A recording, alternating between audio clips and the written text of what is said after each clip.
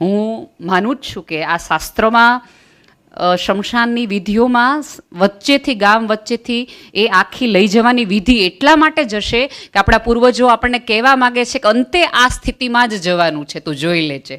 એટલે દરેકની નજર સામેમાં, અને એટલા માટે જ શાસ્ત્રો એમ કીધું હશે કે ત્યાંથી નીકળે ને ત્યારે 2 મિનિટ ઊભું રહી જવાનું. આપણે જો કોઈ પણ શમશાન યાત્રા નીકળતી હોય તો આપણે ગમે એવા કામમાં હોય તો આપણે ઊભા રહી જઈએ. એ સંકેત ઉપરવાળો આપવા માંગે છે કે ઊભા રહીને જોઈ લેજે, તું ભલે ગતિમાં જતો હોય પણ આ ગતિમાં તારે 4 ખભામાં જવું પડશે. તમે આમ જુઓ ને તો મને તો આપણા શાસ્ત્રો, આપણી સભ્યતા, સંસ્કૃતિ એટલા માટે વધુ ગમે છે કે એણે ઝીણી ઝીણી વાતોની અંદર બહુ મોટા મોટા રહસ્યો મૂક્યા છે. કોઈ કારણ વગર કોઈ નિયમ જ નથી, કોઈ કારણ વગર કશું થયું જ નથી. પણ આ ખળભળાટ, ઘોંઘાટ અને રઘવાટ વચ્ચે આપણે સૂક્ષ્મને તરફ જોવાનું ભૂલી ગયા છીએ અને સમજવાનું ભૂલી ગયા છે. એટલા માટે આપણી બાજુમાં પડખામાં રહેતો વ્યક્તિ છે એ આપણે કકડાટનું એપી સેન્ટર લાગે, જ્યારે કે એ તો આપણો ભાગીદાર, સાથીદાર છે.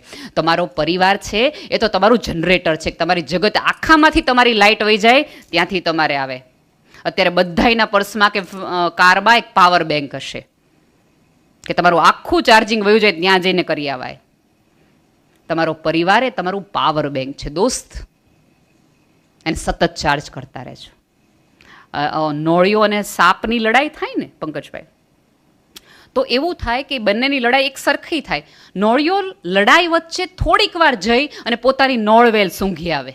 પોતાના દરમાં એક નોળવેલ હોય. હવે એ એક લોકો એવું કહે છે કે કાલ્પનિક વાત છે કે નોળવેલ છે કે નહીં, પણ એ દરમાં જાય છે એ સાચી વાત છે કે નોળવેલ સૂંઘી આવે. ત્યારે મને હંમેશા એવું લાગે કે નોળવેલ સૂંઘવા નથી જતો, પોતાના પરિવાર તરફથી શક્તિ લેવા જાય છે. સાહેબ, પોતાની આખી આ મથામણની અંદર તમને તમારી નોળવેલ જળી જાય અને એ હાથ વગી સતત રાખજો, બાકી બહુ તકલીફના દિવસો આવતા છે. અત્યારે તમે અહીંયાથી નીકળો અને બહાર બહુ ભયાનક વરસાદ આવે, બધા પલળી જાય, કપડાં ગંદા થઈ જાય, તમારા સિલ્કના ડ્રેસ છે એ બગડી જાય, કાદવવાળા થઈ જાય, તમારા મોંઘા લેધરના શૂઝ છે એ બગડી જાય. તો તમે એવું કરશો કે નીકળતી વખતે અરે કપડાં બહુ ખરાબ થઈ ગયા છે, શૂઝ બહુ ખરાબ થઈ ગયા છે, હવે ઘરે કેમ જાઉં? તમે પાડોશીને એમ કહેશો કે દરવાજો ખોલો ને, મારા ઘરે જવાય એમ નથી, બહુ કપડાં ભીના છે, શૂઝ બહુ બગડી ગયા છે, હું બહુ ગંદો લાગુ છું, વાળ વિખાઈ ગયા છે, મેકઅપ બધો વયો ગયો છે. નહીં, આપણે સૌથી વધુ ખરાબ, ગંદા, ગોબરા ગમે એવા થઈને ઘરે જઈએ છીએ. કારણ કે એક શ્રદ્ધા છે કે અહીંયા બારણું ખોલનાર વ્યક્તિ મને એવું નહીં કે કેવા લાગોસ કે કેવી લાગે છે. આપણે ગમે એવા હારીને, થાકીને, હાફીને, રજડીને ક્યાંકથી આવો તો અંતે ઘર તરફ જાય. સાહેબ, આ પૃથ્વી પરનું દરેક વ્યક્તિ પૃથ્વીના કોઈ પણ ખૂણામાંથી જાય એને ગમે એવું ઘર કકડાટવાળું લાગતું હોય ને તોય એને પહેલો હાશકારો એના સોફા ઉપર જ થાય. ગમે એવી 3 સ્ટાર 5 સ્ટાર હોટલમાં જાઓ, ગમે એવા તમે સારા ગમે એવા હિલ સ્ટેશન ઉપર જાઓ, તોય 4 દીમાં ઘર જ યાદ આવે. એક ભાઈને બહુ વિદેશ પ્રવાસ કરતા હતા અને બહુ બહારગામ રહેતા હતા, અને એક જગ્યાએ જઈને હોટલને જઈને એમ કીધું કે બળેલી રોટલી દે, દોડાયેલી દાળ દે, ડુંગળી છે આમનમ મૂકી દે, મીઠું મૂકતો નહીં, છાશમાં થોડીક વાસ આવી જોઈએ, અને અહીંયા ઊભો કકડાટ કર, પ્રશ્નો પૂછ મને બધાય. એટલે ઓલા વેઇટરને એમ થયું કે આ ભાઈને શું તકલીફ પડી? એ કે તકલીફ કંઈ નથી પડી, બસ કાંઈ ઘર યાદ આવ્યું છે કે. ટ્રસ્ટ મી, ક્યારેક મિસ કરશો. જ્યારે તમારી આજુબાજુનું એકાદ વ્યક્તિ, જ્યારે તમારા ફોનમાં જે ફોન નંબર દિવસમાં 4 થી 5 વાર આવતો હશે અને નંબર તમને ડિલીટ કરવાનો આવશે ને ત્યારે તમારી અંદરનું અડધું વિશ્વ ડિલીટ થઈ જશે. જ્યાં સુધી એકબીજા સાથે છો, એકબીજા પાસે છો, ત્યાં સુધી એ સ્મૃતિઓને, એ અવાજને પોતાના કરી લ્યો. આ જગત એટલો બધો ચાન્સ નથી આપણો. તમે જુઓ, કોરોના પછી આપણે કેટલા લોકોને આપણી નજર સામે, સાહેબ તમે પથારીમાં સૂતા હો અને તમે સહેજ 2 પડખા ફરો ને તો તમારી બાજુની એકાદ સ્ત્રી તમને એમ કે ઊંઘ નથી આવતી, અને કાં એમ કે મેં ના પાડી હતી ઢોકળા અત્યારે રાત્રે ન ખાતા હો, થયું ને હક. માને નહીં કોઈનું. પણ જે દિવસે તમને અહક થતું હશે, તમે પથારીમાંથી આમથી આમ થશો ને ઓશિકાની બંને બાજુ તમને તમારું કોઈ નહીં દેખાતું હોય, ત્યારે તમને પડખા ફેરવાની નહીં, ઢોકળા સામે હશે ને તો ઈચ્છા નહીં થાય. કોઈક વ્યક્તિના નસકોરા તમને હાલરડા જેવા લાગશે, અને એ બંધ થઈ જાય ને ત્યારે એ રૂમનું ભેંકાર, એ 200 સ્ક્વેર ફીટનો નાનો એવો રૂમ છે ને, એ તમને 2000 સ્ક્વેર ફીટનો લાગવા માંડે, કે આટલો નાનો ઓરડો આટલો મોટો લાગવા માંડે. આપણી આજુબાજુ આપણે આટલા ભંગાણ જોઈએ છીએ, આટલું બધું તોડવાનું જોઈએ છે, આટલા બધા મૂંઝારા જોઈએ છીએ, તો એ બાજુમાં રહેતી વ્યક્તિનું, પાસે હોવાની વ્યક્તિનું મહત્વ નથી અને ક્યાંક સંભાળે નથી. અને આપણે એવું જ માનીએ છીએ કે સામેવાળાની ભૂલના કારણે આ બધું થયું છે, બાકી મને તો પરિવાર એક જ રાખવો છે. સાહેબ, પરિવાર એક કરવા માટે થોડુંક ગળવું પડે, થોડુંક ભૂલવું પડે, થોડુંક જતું કરવું પડે, થોડુંક સમજવું પડે અને થોડું એડજસ્ટ કરવું પડે. સહન શક્તિ એ કોઈ દુર્ગુણ નથી. આપણે ક્યાંક અત્યારે એવું માનવું પડે છે કે બિચારા સહન બહુ કરે છે, બિચારી સહન બહુ કરે છે. હા, અન્યાયની વાત હું નથી કરી રહી, પણ જે નાની નાની વસ્તુઓ છે એમાંય આપણે હવે નથી કરતા. આપણને ક્યાંક ટીવી સિરિયલોથી લઈ, ફિલ્મોથી લઈને એવું સમજાવી દીધું છે કે એડજસ્ટ કરો, સહન કરો, બધું ચલાવી લો. ઇટ મીન્સ કે તમે સુખી નથી, તમે ઢસડી રહ્યા છો જીવનને, એવું આપણને કહે. અને આપણે ઢસડી રહ્યા છીએ એવું કોઈક આપણે બાજુવાળો આવીને કહી જાય, એલા ભલા માણા, હું આટલા વર્ષથી જોઉં, મને નહીં ખબર પડતી હોય. અને સામે કાંઠે હંમેશા સુખ જ હોય, એવું આપણે કહેવત છે ને કે ભાઈ સામે કાંઠેથી તમે જુઓ તો આપણે લીલું ઘાસ જાઓ, ત્યાં જાઓ તો ઘાસમાં ગારો દેખાય. આ જ આપણા બધાની સ્થિતિ છે. એક વખત એક રાત્રે એક આકાશવાણી થઈ ગામમાં કે કાલે સવારે તમે એને બધાને એક સૂચના આપવામાં આવે છે કે તમારા જેટલા જેટલા દુઃખો હોય, જેટલી જેટલી તકલીફો હોય, જેટલી જેટલી મૂંઝવણો હોય, એ થેલામાં ભરજો અને દરિયામાં નાખી દેજો.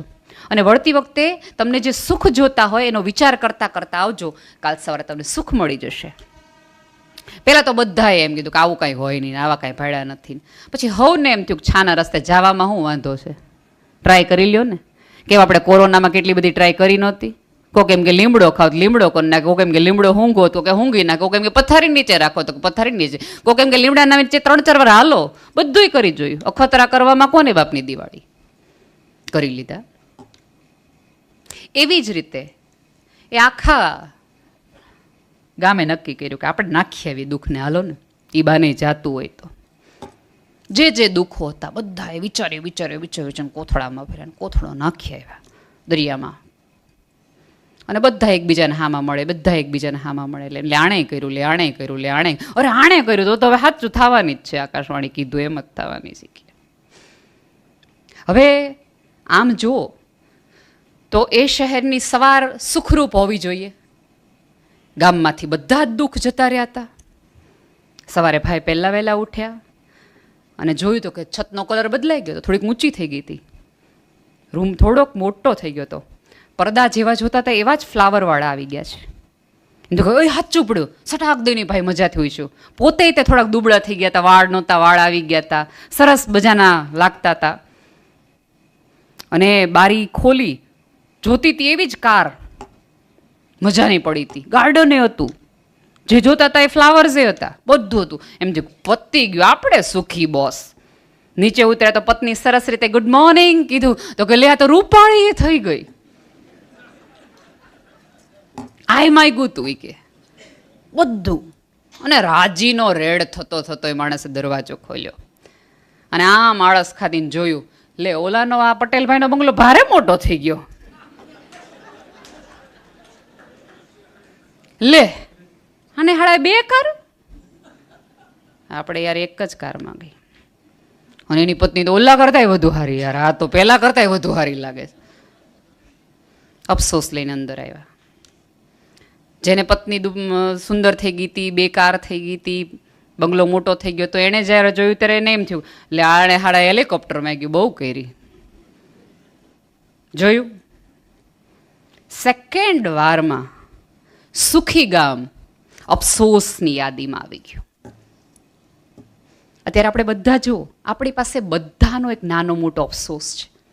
અરીસામાં જોઈએ છે ત્યારે આપણે થાય કે હું સહેજ મોટી હોત ને તો હીલ ન પહેરવી પડત, સહેજ આ વાળ લાંબા હોત ને તો વાંધો ન આવત, આ પેટ સહેજ આમ અંદર હોત ને તો કંઈ વાંધો નહોતો. આપણે આપણાથી જ રાજી નથી અને સામેવાળા પાસેથી એવી અપેક્ષા રાખીએ છીએ કે હું તારી માટે કેટલું કરું છું, તું મારાથી રાજી રહે. दोस्त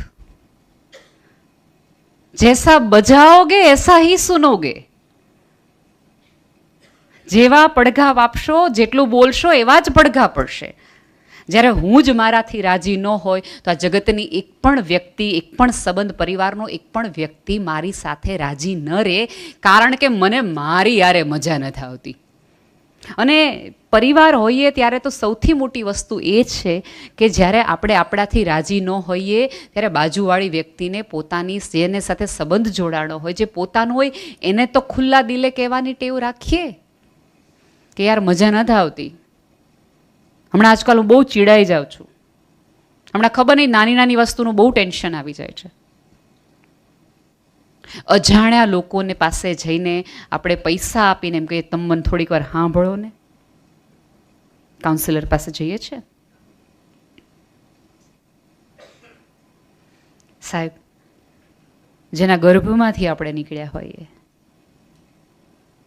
જેના પડખા આપણે સેવ્યા હોય, જેની સાથે જીવનના કેટલી મોટી લડાઈઓ લડી હોય, એ વ્યક્તિઓ આપણને ન સમજી શકે ને અજાણ્યું એ એક જુદો જ વિષય છે. મારું એમાં નથી કહેવા નથી કે કંઈ ખોટું છે ખરું છે, પણ આપણને ત્યાં બધું જેટલી ખુલ્લી રીતે હળવાશથી કહી શકીએ છીએ એટલી હળવાશને ખુલ્લાપણાથી આપણે કેમ નથી કહી શકતા? ખબર છે શું કામ નથી કહી શકતા? એટલા માટે નથી કહી શકતા કે જ્યારે આપણે કહીએ છીએ ને ત્યારે એક સેકન્ડ માટે સારા પાવા બધા પ્રવચનો સાંભળ્યા હોય એટલે સાંભળી લે, પછી બીજે 3 દિવસે હવે રહેવા દો ને તમે, તેથી કહેતા હતા હું ખબર છે ને. આપણે ક્યાંક કોઈક વ્યક્તિએ પોતાનું ખુલ્લા દિલે કરેલું કન્ફેશન છે એને બીજા દિવસે હથિયારની જેમ વાપરીએ છીએ. એટલે લોકો એકબીજાને નથી કહેતા, અજાણ્યાને કહેવાનું પસંદ કરે છે. તમારો પરિવાર એ તમારી તાકાત બનવી જોઈએ, તમારા નબળાઈના કારણોને પાસા નહીં. તમારો પરિવાર એ તમારું આકાશ બનવું જોઈએ, તમારું પિંજરું નહીં. તમારા ઉડવાથી એને રાજીપો હોય. અને ખરીદીઓની આ બધાની મજા ત્યારે હોય કે તમે પ્રાઇસ ટેગ વાંચો અને તમને એમ થાય કે આટલું મોંઘું લેવાય, અને તમે બિલ કાઉન્ટર પાસે જાઓ ત્યારે કોઈક વ્યક્તિએ તમારા વતી એ લઈ લીધું હોય ને તમને એમ કે જલસા કરને યાર. ત્યારે ગુલાબી નોટની મજા નથી, ગાલ ઉપર આવતા બ્લશ છે ગુલાબી છે ને એની મજા છે. સાહેબ જ્યારે તમારા વતી કોક આવી રિસ્ક લઈ શકે ને પોતાની ગુલાબી નોટો નિછાવર કરતી હોય ને ત્યાં સુધી જ જીવનની મજા છે. અત્યારે આપણે બધા એક એવી સ્થિતિમાં છીએ કે તમારા સુખે એકચ્યુઅલી રાજી થવાવાળાની સંખ્યા તમારે ગણવી હોય ને તો 5 થી 10 નહીં મળે, ટ્રસ્ટ મી. આપણે કેટલા બધા સંવેદનાની દ્રષ્ટિએ દેવાળિયા થઈ ગયા હશું કે આપણને આપણું સુખમાં સુખી થાય, રાજી થાય, જેને આનંદ થાય એવા 10 વ્યક્તિઓની આખી એક જણસ આપણે ઊભી ન કરી શક્યા, એક એવું વર્તુળ ઊભી ન કરી શક્યા કે જે 10 વ્યક્તિઓને પોરહ થાય તમારા આગળ વધવાનો, જે ખભા ઉલાડીને એમ કે આપણો ભાઈબંધ, આપણો ભાઈ. આપણને મજા નથી આવતી કોકના રાજીપે, કોકની સફળતાએ, જાણે અજાણે કોકની નિષ્ફળતામાં આપણને ક્યાંક અંદરથી એક મજા આવવા માંડી છે. આપણને એમ થાય કે લાગના જતા બહુ ઉડતા હતા, ના પાડી તેઓ ન રોકતા આ શેરમાં, ન માને, જલ્દી પૈસાવાળું થઈ જવું હોય ને. અને એટલું આપણે સ્માઇલ કરતા કરતા કહીએ, જમાડતા જમાડતા કહીએ. એની બદલે ખબર જ છે કે માણસને તમે કીધું તું, તમારો પોતાનો ભાઈ, તમારું પોતાનું આજુબાજુનું વર્તુળ, તમારો પોતાના જ પરિવારનો એકાદ સભ્યને જ્યારે તમે કીધું જ તું કે આ ન કરતું એ કર્યું હોય, સાહેબ ત્યારે એને સંભળાવવાનું નહીં, એને સંભાળી લેવાનો સમય છે. એને ત્યારે તો એમ જ કે અત્યારે આપણે કોઈ ચર્ચા નથી કરવી, આમાંથી આપણે બહાર આવીએ પહેલાં. અને ત્યારે એ માણસ સામેથી કન્ફેસ કરશે તમારી પાસે આવીને કે તમે ના પાડી હતી મને, પપ્પા આ ન કરાય, સોરી પપ્પા ભૂલ થઈ ગઈ. પણ આપણે શરૂઆત જ ત્યાંથી કરી દીધી હોય એટલે છોકરો નક્કી કરે કે આના સિવાય બધાને કહેવું કે હલવાણા ક્યાં.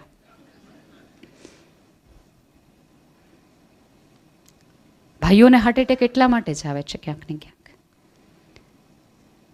કે એ આ કકડાટથી ક્યાંક ડરે છે. અને બીજું એ એટલા સંવેદનશીલ છે કે એને એવું થાય છે કે આ જગતનો ને ઘરનો ભાર હું જ લઉં, ઘરમાં ભલે બધા રાજી રહેતા મજા કરે, બધા શું કામ હેરાન થવા જોઈએ. પણ અહીંયા બેઠેલા દરેક ભાઈઓને હું કહું કે તમારા દરવાજાના ખખડાટ ઉપરથી ખબર પડી જાય કે આ તમે કેવા મૂડમાં છો ને કઈ પ્રકારના ટેન્શન લઈને આવ્યા છો. થોડી શ્રદ્ધા અમારા ઇમોશન્સ પર પણ રાખો. કદાચ બે વાક્યો અમારા નીકળી જશે ખરાબ જે તમને નહીં ગમે. ટ્રસ્ટ મી, એ વાક્યો ક્યાંક તમારી ચિંતામાંથી આવતા હશે કે અમને ખબર છે કે કેટલી વીસે તમે 100 કરીને અહીં સુધી પહોંચ્યા છે, એટલે ફરીવાર તમને તકલીફને મૂંઝવણમાં નથી જોવાને, એટલે ક્યાંકથી ઓલું નીકળી જાય છે કકડાટ. પણ એનો મતલબ એ નથી કે તમે એકબીજાની સામે છો, એકબીજાની સાથે જ છો એમ લેવાનું ને જોવાનું શરૂ કરો. થોડો પર્સપેક્ટિવ બદલાવાની જરૂર છે, બાકી કાંઈ જ જગતમાં જુદી વાત નથી. આપણે કેમ આટલા બધા લોકોથી મૂંઝાઈ જઈએ છીએ? આપણે કેમ એકબીજાને જોઈને મોઢા મરડવા માંડીએ છીએ? કેમ આપણે એકબીજાને જોઈને રસ્તા બદલે, આને ક્યાં યાર હામો મળે, બહુ કરી, આને નથી મળવું, આની યાર વાત નથી કરવી. એની બદલે ખાસ આજે કેમ કહેવાય ને ટેકનિક તરીકે જો જેમાં તમારી માટે તમને અણગમો થતો હોય ને જે કુટુંબના પરિવારના જે વ્યક્તિ માટે, એને સૌથી વધુ પહેલું મળવાનું શરૂ કરો. ત્યાંથી જ શરૂઆત કરો.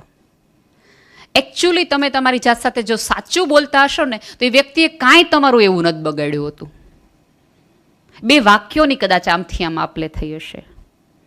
તમને જેવું અપેક્ષા હતી એ પ્રમાણે એ વ્યક્તિએ તમને હલો નહીં કર્યું હોય, તમને આવકાર નહીં આપ્યો હોય.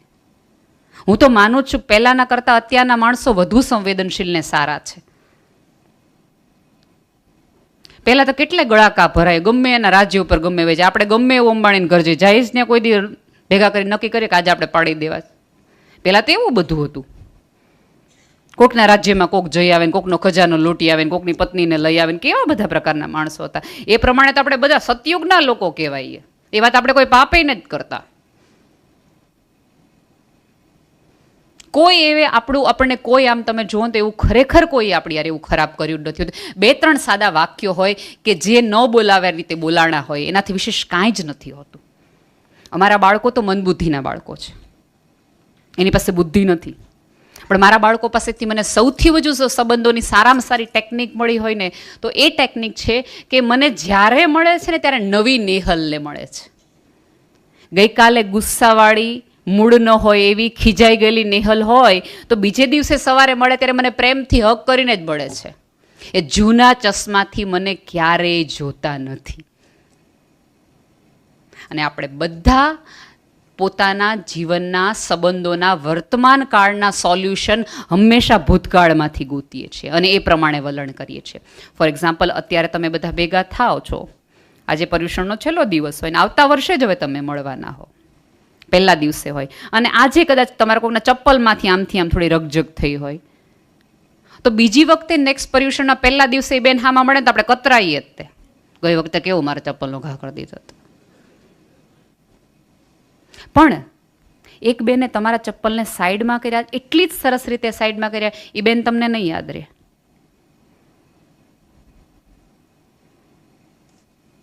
કેમ સારપ ભૂલવાની ટેવ પડી મારા વાલા? કેમ? અને પાછા આપણે બધા જગતને એમ કે બી પોઝિટિવ. બ્લડ ગ્રુપ સિવાય તો હવે ખાસ કાંઈ વધ્યું નથી. રોજ સવારે અને એક બીજા જ પ્રકારના પોઝિટિવ, કાંઈ પણ થાય પોઝિટિવ રહેવાનું. પોઝિટિવ રહેવાનું.